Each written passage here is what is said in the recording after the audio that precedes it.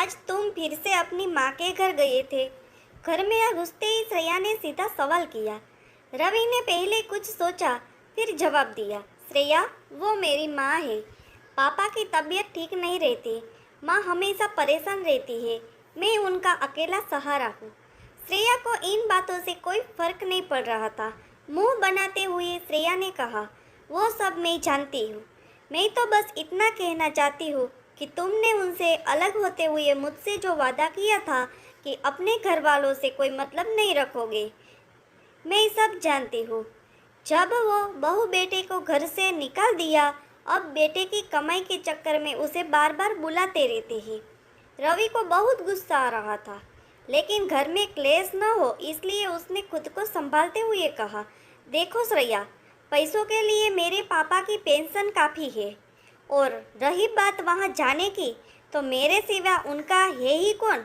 पापा की बीमारी को देखना मेरा फर्ज है कि मैं उनका ध्यान रखूं। बेटा होने के नाते मेरा भी तो कुछ फर्ज है। श्रेया को बहुत देर तक समझाता रहा, लेकिन श्रेया नहीं मानी और उसने रवि से कसम ली कि वह बिना उससे पूछे कभी अपने माँ बाप से मिलने नहीं जाएगा। रवि श्रेया का स्वभाव जानता था।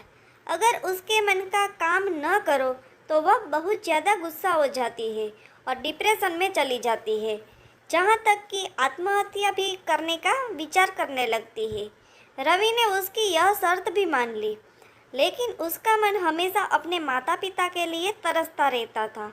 उसे आज भी याद है कैसे पापा ने अपना पेट काट कर उसे पढ़ाया लिखाया, रवि की हर इच्छा पूरी की, जहाँ तक कि रिश्तेदारों के दबाव में न आकर रवि को अपनी पसंद की लड़की से शादी करने की इजाज़त भी दी। लेकिन शादी के 2 महीने बाद श्रेया ने लड़ाई झगड़ा कर उनसे अलग होने का फैसला कर लिया। रवि के पिता जगन्नाथ जी ने एक दिन रवि से बात की, बेटा, अगर बहू हम लोगों के साथ खुश नहीं है तो तू अलग हो जा, हमारी चिंता मत कर। यह सुनकर रवि ने कहा, पापा, अब जब मुझे आपका ध्यान रखना चाहिए, आप चाहते हैं आपको बेसहारा छोड़ दूँ, यह मुझसे नहीं होगा। रवि की माँ शांति जी ने कहा, बेटा, सही तो कह रहा है तेरे पिता। यह बहू को समझाएगा तो वह भी धीरे धीरे मान जाएगी। आपकी भी तबीयत ठीक नहीं रहती। जगन्नाथ जी ने शांति को चुप करवाते हुए कहा, कैसी बात करती हो तुम? वह नए जमाने की मॉडर्न लड़की है। आजकल हर किसी को प्राइवेसी चाहिए होती है। जाने दे इनको। बेटा रवि, तुम बहू को लेकर जहाँ जाना चाहते हो वहाँ चले जाओ, हमारी चिंता मत करो। रवि अकेला टेरेस पर खड़े होकर यही सब सोच रहा था। तभी फ़ोन की घंटी बजी। दूसरी तरफ माँ थी। उनकी आवाज़ लड़खड़ा रही थी, बेटा, न जाने तेरे पिता को क्या हो गया है। मैं इन्हें हॉस्पिटल ले जा रही हूँ, तो जल्दी से आ जा। रवि ने कहा, माँ, तुम चिंता मत करो, मैं अभी पहुँचता हूँ। यह कहकर रवि जल्दी से नीचे आया और जूते पहनने लगा। श्रेया ने देखा रवि कहीं जाने की तैयारी कर रहा है। रवि, तुम कहाँ जा रहे हो इतनी रात को? और फ़ोन भी किसका आया था? रवि की आंखों से आंसू बस छलकने ही वाले थे। उसने कहा, श्रेया, पापा की तबीयत बहुत खराब है, मुझे जाना होगा। माँ उन्हें लेकर अस्पताल गई है। श्रेया गुस्से से बोली, रवि, मैंने तुम्हें कहा था कि तुम उनसे मिलने नहीं जाओगे। ठीक है, तुम जाओ, लेकिन जब वापस आओगे तो अपनी बीबी को जिंदा नहीं पाओगे। रवि उसके आगे गिड़गिड़ाते हुए बोला, श्रेया, आज जाने दो मुझे। एक बार पापा ठीक हो जाए तो मैं फिर बिना तुम्हारी मर्जी के बिना उनसे मिलने नहीं जाऊंगा। लेकिन श्रेया का गुस्सा तो 7वें आसमान पर था। रवि के लिए जिंदगी और मौत का सामना एक साथ होने जा रहा था। एक तरफ उसका फर्ज उसे बुला रहा था, तो दूसरी तरफ उसका प्यार उसे फर्ज निभाने से रोकने के लिए मरने को तैयार था। श्रेया, तुम्हें मरना है तो मर जाओ, मैं अपने पापा को इस हाल में छोड़ नहीं सकता। रवि के मन में ये विचार बार बार आ रहा था, लेकिन वह इसके लिए जुबान न खोल सका। कहीं श्रेया ने सचमुच कुछ गलत कर लिया तो क्या होगा, यही सोचकर वह चुप रह गया। रवि ने जल्दी से अपने दोस्त राहुल को फ़ोन किया। राहुल मेरे भाई, मैं कहीं फंसा हुआ हूँ, मेरे पापा हॉस्पिटल में है, तो उनके पास पहुँच जा और जितने भी पैसों की ज़रूरत पड़े मुझे बता दे, मैं भेज दूँगा। और मुझे हर 1 घंटे में फ़ोन करना, उनका हाल बता देना प्लीज़। राहुल यह सुनकर बोला, भाई तू चिंता मत कर, मैं अभी पहुँचता हूँ और पैसों की चिंता मत कर, मैं सब संभाल लूँगा। रवि की आंखों से झरझर आंसू बह रहे थे, लेकिन श्रेया उसकी परवाह करे बगैर किचन में काम करने चली गई। रवि अपने बेडरूम में जाकर तकिए में मुंह छुपाकर रोता रहा। कुछ देर बाद उसने राहुल को फ़ोन किया, लेकिन राहुल का फ़ोन नहीं लग रहा था। रवि और बेचैन हो गया। तभी उससे ध्यान आया कि हो सकता है पापा आईसीयू में हो, वहाँ फ़ोन बंद रखना पड़ता है। इसी तरह अपने आप को समझा रहा था। कुछ देर बाद श्रेया आई और बेड के एक तरफ मुंह फेर कर सो गई, जैसे रवि को गुनाह करने जा रहा था, जिसे श्रेया ने पकड़ लिया। कुछ देर बाद उसने फिर से राहुल को फ़ोन लगाया, लेकिन फ़ोन नहीं लगा। रवि का मन बहुत बेचैन हो रहा था। उसके हाथ पैर ठंडे पड़ रहे थे। वह अपने आप को कोस रहा था कि क्यों उसने श्रेया से प्यार किया और आज तक उसकी हर जिद मानता रहा, जबकि उसे उसकी किसी बात से कोई फर्क नहीं पड़ता। कुछ देर बाद फ़ोन की घंटी बजी। क्या बात है राहुल, पापा कैसे हैं? तेरा फ़ोन नहीं लग रहा था।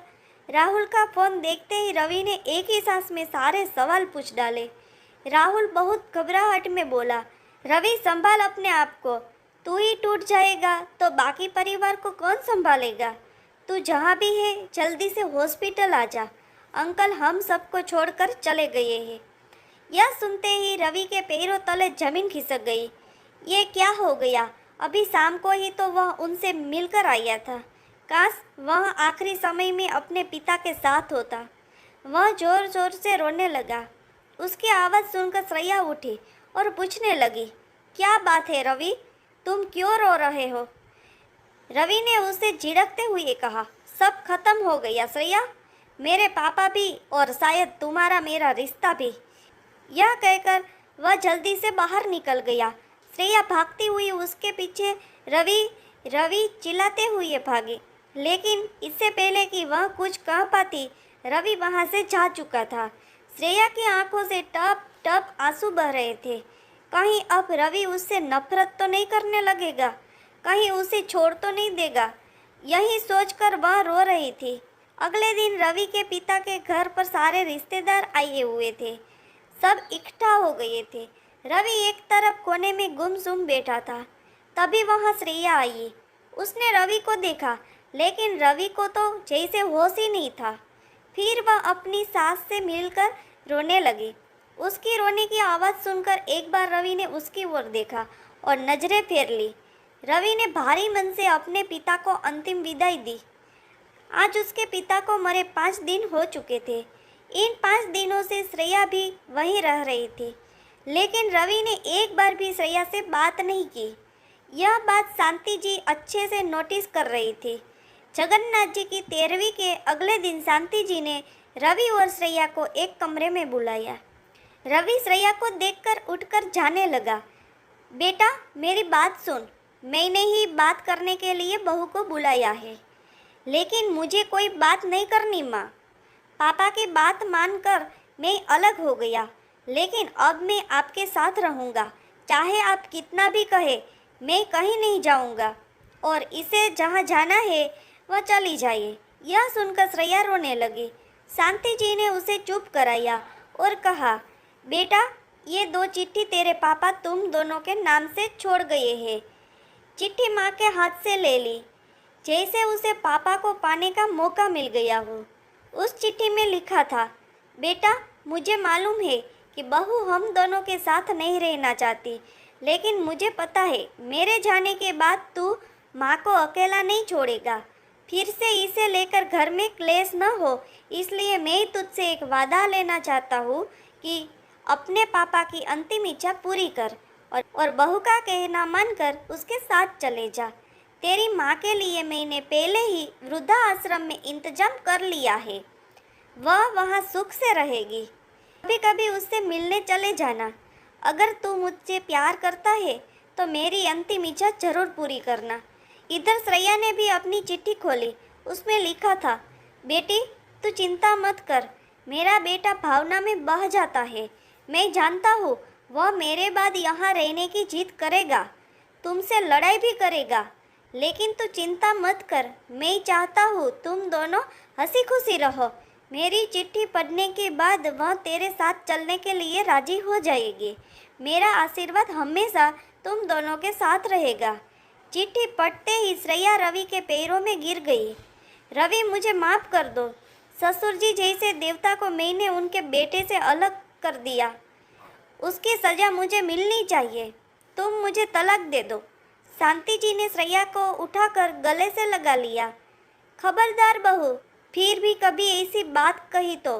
तुम्हारे ससुर जी का एक ही सपना था कि तुम दोनों खुश रहो। आज वो तुम दोनों को देखकर कितने दुखी हो रहे होंगे। श्रेया शांति जी के पैरों में गिर गई। माँ जी, अब मैं हमेशा आपके साथ रहूँगी। रवि भी रोकर माँ से लिपट गया। नहीं माँ, मेरे रहते हुए तुम वृद्धाश्रम नहीं जाओगी। ये कहानी आपको कैसी लगी वो कमेंट बॉक्स में ज़रूर बताना, और चैनल पर नए हो तो चैनल को सब्सक्राइब